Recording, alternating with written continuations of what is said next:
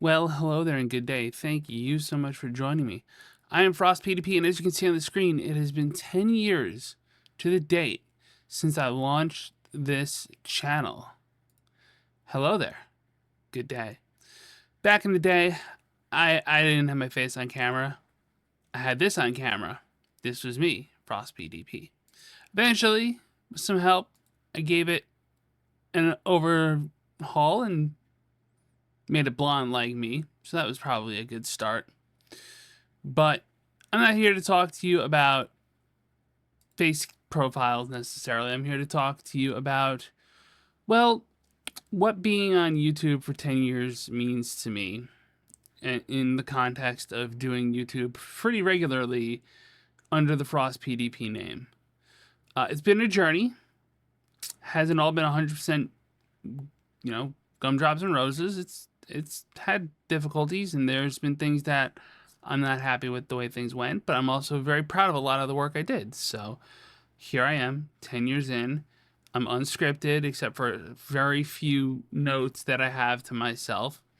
And we're going to go through some of the highlights of this channel and we're going to talk about them. And it's going to be a fun time. Now, let's switch scenes here to looking at our very first video, The Hip Emperor. I was using the Historical Immersion project for mod for Crusader Kings 2. I first started getting into CK2. We're doing like a memory lane jaunt, by the way.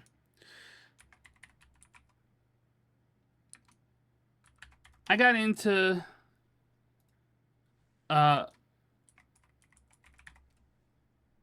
Crusader Kings 2 through Arumba's tutorials on new players, and that's what kind of got me into the, hey, I might actually start live streaming my game throughs of this. So before I go any further, shout out to Arumba07. I know he hasn't been perfect in his life. No one has. And for whatever it's worth, whatever may have happened since I really stopped following his work, I can't deny that I wouldn't be streaming without his influence on my work. So a lot of my older style videos are kind of like his. And I think that's okay. It's just worth noting that, like, hey, he was an influence, right? This is raw. It's a 10-year anniversary or something. I'm recording this the day before it goes out. I'm like, it's been a day too. Anyway, so we're going to talk first. If I look at my little noteses here, we're going to talk about my own CK2 tutorials. Because these are by far the most watched videos on my channel even to this day. I don't know if it's that I used the thumbnail generating stuff. Maybe I should start doing that again. I don't know if it's that it was just put together in an organized and productive way where, like, you could see how I went through each of the tabs at the top of the screen. I went through each one of them and talked about them. This is when I was an expert enough at the game to do it. I made some videos about cheat codes and recruiting generals and all that. And a lot of these videos are my most watched videos. Are they perfect? No. But they were my most watched videos. So that's just worth noting and thanking you all for, if nothing else, my channel has provided a repository for tutorials on Crusader Kings, and that's a pretty cool thing. Now, we're going to move along to what's next in my little chart, which is my Northeast campaign. And you'll see, well,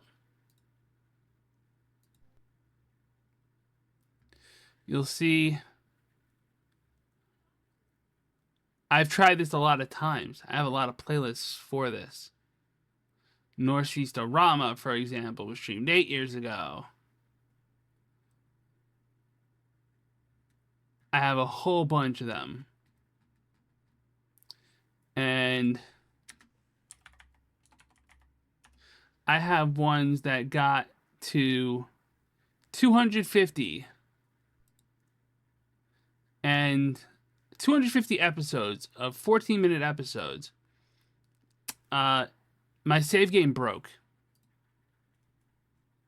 can see the description here. As the title implies, this is the unofficial end of my campaign. The game broke while I was trying to get monks and mystics, or trying to get. I had the game set to auto update. This is a thing that has happened with Paradox games before, and it auto updated. So even though I did the Northeast achievement, it didn't count because I had patched the game, and so it broke the save game. It broke the Iron Man status.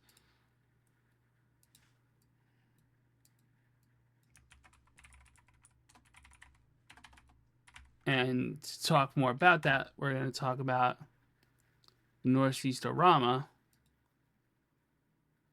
believe this is the right one.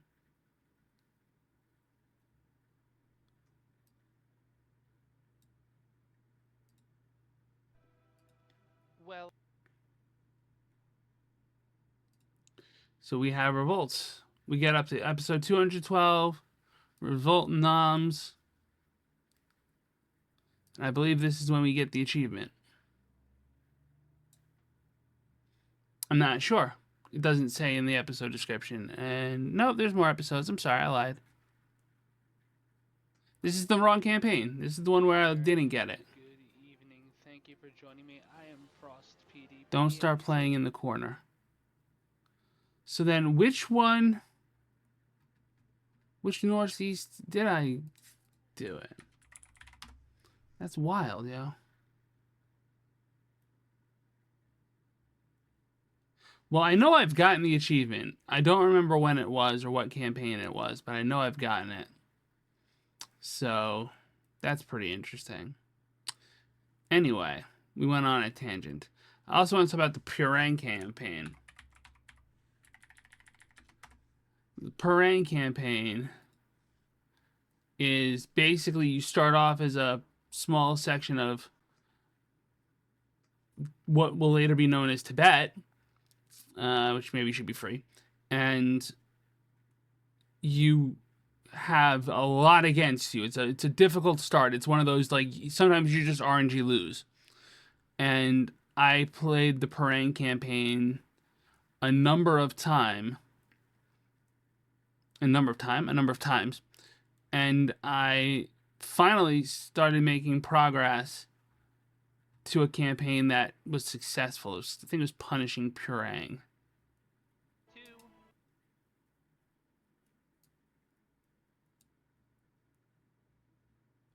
Where we did really well, and I eventually ended the campaign because we had essentially... Yeah, we were Zhang Zung. We became the kingdom of Zhang Zung.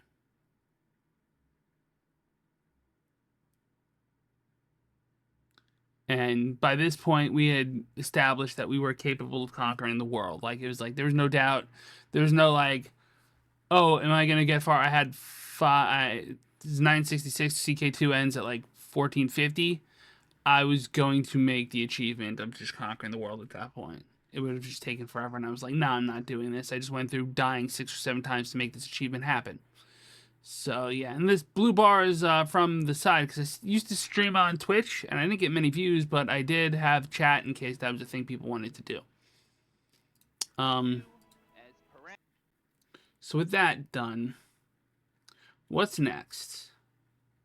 I'm going to vote that next is going to be talking about Brigandine Cross Mod. There was a game called Brigandine, and it was a game that my friend bought back in the 90s, and we played it on the PlayStation 1, and it was a good time. I think it was the 90s. It might have been the early 2000s. I don't remember. But it was a great game. Tactical RPG. Felt like it was a perfect fit for this channel. And what we did was I started playing the game, and I met a bunch of people in the Brigandine community who played the game, and it was a small but tight-knit community, so I was like, let's be in on this. Let's do it. And so I played a lot of this game. I've been asked to play more. It's an idea. I'm not saying no, I'm not saying yes. I'm saying I'd have to get the right idea for a campaign in my head. And so yeah, we played a lot of things. One of the things I got into though was the cross mod, which is created by a guy named Ouroboros, and it basically is, I call it brigandine with steroids. We'll get into multiplayers in a little bit. Don't worry about that. It's nothing bad. But like cross mod, I made a video about a graphics glitch that happens with the mod, for example, and how to fix it. And this video has over 1,000 views, which is amazing to me. Like, wow, 1,000 views, that's cool. You can see all the stuff I like, Bleach, The Roads with Bell. Some of my stuff is a little more political than others, but you're not surprised by that anymore because you've gotten to know me. Because over the course of these years, I went from being a teacher to being a self-employed writer. So this is what I do. Bringing in cross-mod stuff. My big thing with this was cross-mod 6, I believe. My Almekia campaign.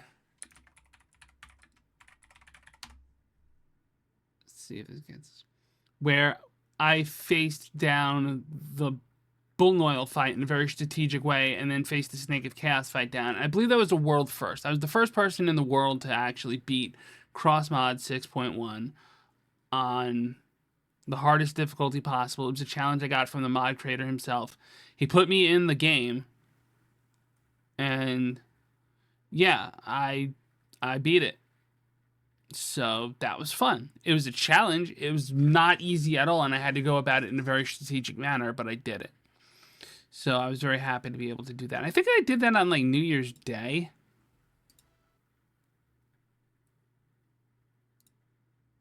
Yeah, I did it as a live stream on New Year's Day, and then I uploaded the videos separately.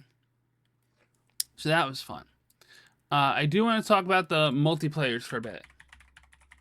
And I'm going to click on their channels because stuff. But within the Brigandine community, I got to know some people, Veracity Trigger, Valkus Lunari, Printer XYZ, others. And these people are all big Brigandine heads, you know, from across the country. You know, Raging Paul, Metallic Mike. All people that play together, sometimes in real life, sometimes just over the internet. We figured out how through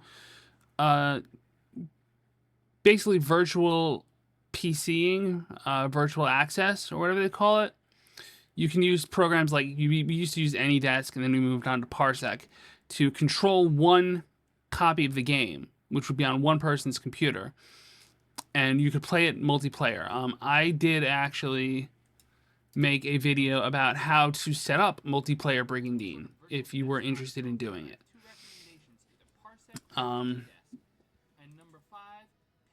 Yeah, I have to still get, before I do anything Brigandine, by the way, I have to get my PC to work with Brigandine because it's a new PC since the last campaign I did.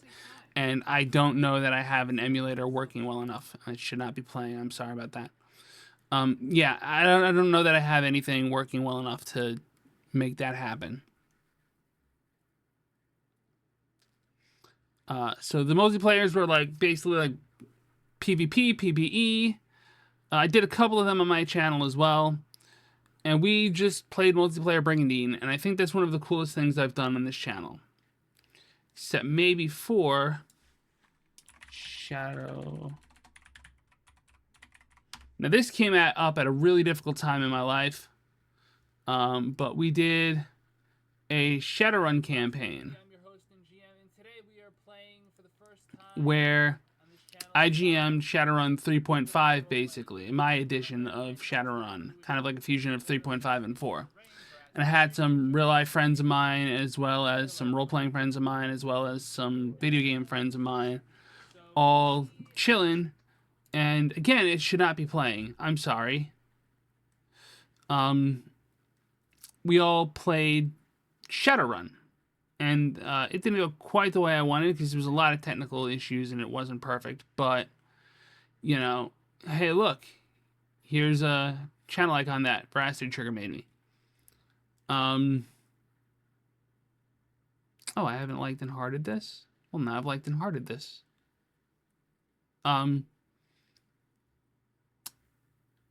getting to play role-playing games is one of my greatest things. One of the things I'm working on in real life is a tabletop role-playing game, drawing from a lot of the stuff we did with this tabletop.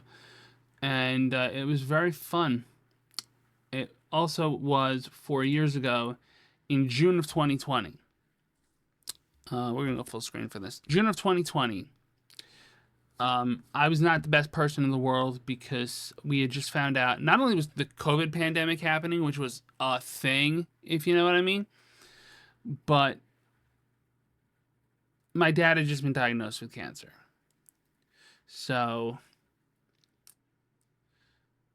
I don't know, man. I don't know that I treated everyone as nicely as I should have. I tried, but I failed. I was also going through some job stuff at the time, so it was just like not a great time for me, and I did some things I'm not happy with, but I guess I am the penitent son, as this video right here is called the Church of the Penitent Son. So yeah, that is a thing that I did. Oh, I forgot to mention Brigadier Renergia. So, Brigandine Renergia is the sequel to Brigandine, where, well, like I said, it came out around the pandemic, and it's a sequel that was made, a legitimate licensed sequel made to Brigandine, and that was really cool. And I wish that it had done better. I wish that it had sold better, but alas, it didn't. And we are where we are. There are ways to install mods on it. I've been asked to do modded Brigandine Renergia runs, but I don't know if I want to do that. You know, real quick, state of the channel. I mean, it's been 10 years. I have 741 subscribers as of today. That means I do not get paid for my videos in any way, shape, or form. I used to once upon a time, before they instituted a 1,000 subscriber cap, or minimum, I should say. I was eligible for the ad program, and so I got ad revenue, and it would be enough to pay for video game DLCs here and there. And while I was just a starving teacher that wanted to get DLCs for Crusader Kings, that was a great deal. But, you know, this channel is still small, but it's bigger, and it's getting bigger every day. This channel is still growing, and I'm still planning to use it. I have a Baldur's Gate campaign going on right now that I'm going to show you my back end here. Just a little bit of my back end. And I'll let you be the judge of how you think I feel this is going.